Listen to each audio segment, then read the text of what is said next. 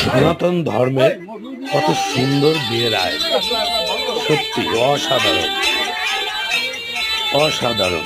ভিডিওটা আপনারা দেখবেন, বাট এত সুন্দর ভিডিওটা হলো জামাইকে কিভাবে জামাইয়ের বড় বৌদি, বড় বোন, সবাই আত্মীয় স্বজন সবাই তাকে হলুদ দিয়ে কত সুন্দরভাবে গোসল করার আয়োজন করানো হয়েছে। সত্যি দেখে এত ভালো লেগেছে। এখনো গ্রাম দেশে সে আগের মতন পরিবেশ এখনো আছে।